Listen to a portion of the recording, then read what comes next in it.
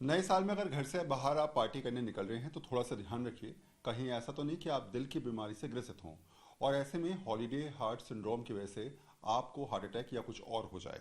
तो मेरे साथ डॉक्टर एम वली हैं जो बताएंगे हमें कि आखिर हॉलीडे हार्ट सिंड्रोम क्या होता है और किस तरीके से नए साल की पार्टी में लुत्फ उठाते हुए आप इतने मशहूर ना हो जाएं कि आप इस बात को समझ ही ना पाएं।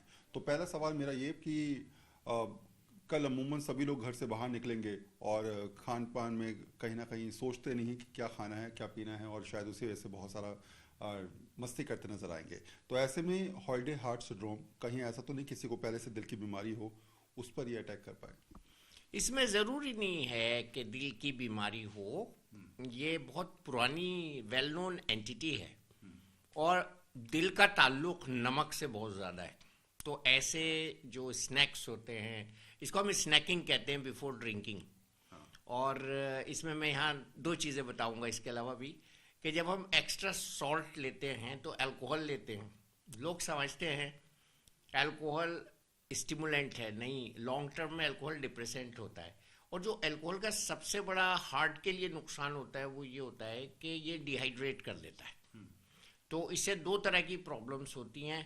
एक तो ब्लड प्रेशर लो हो जाता है और दूसरे नमक ज़्यादा जाने से जो हार्ट का एक्साइटमेंट होता है वो बढ़ जाता है, जिसमें जो हार्ट का बैटरी होती है जो करंट बनाती है वो फास्ट काम करने लगती है।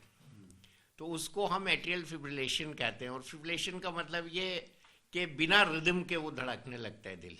तो ऐसा जो रिदम ख़त्म हो जाता है दिल का, उसमें हार्ट बीट कभी कभी 100-150 तक पहुंच जाती है और वो शरीर और ब्रेन के लिए घातक होती है।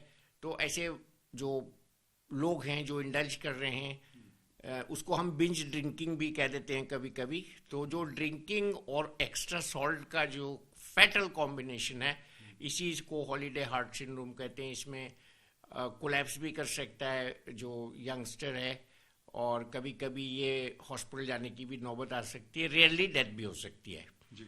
तो नमक, अल्कोहल, एक्सर्शन, डिहाइड्रेशन, इसका मिक्सचर है ये। अच्छा, ये ऐसा नहीं है कि आपको पहले से हार्ट की बीमारी हो, अगर किसी को मान लीजिए बीमारी चल रही है हार्ट की और उसका इलाज चला हुआ है या फिर कहीं ना कहीं वो दिल की बीमारी से ग्रसित है, तो ये हॉलीडे पे ज़्यादा मस्ती करना भी उसको भारी पड़ सकता है।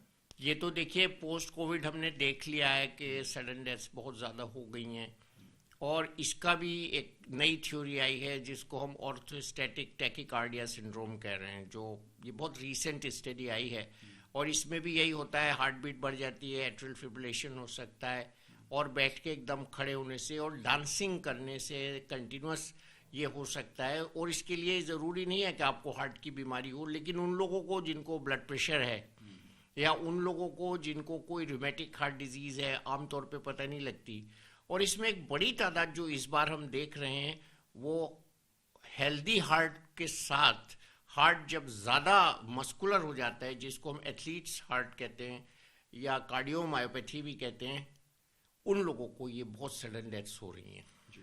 धन्यवाद हमसे बातचीत करने के लिए। यानी साफ है कि नए साल पे घर से बाहर निकलिए, मस्ती करिए, पार्टी करिए, लेकिन ध्यान रखिए कि आप जो कुछ भी खा रहे हैं कहीं ऐसा ना हो कि वो आपकी सेहत पर गलत असर डाले।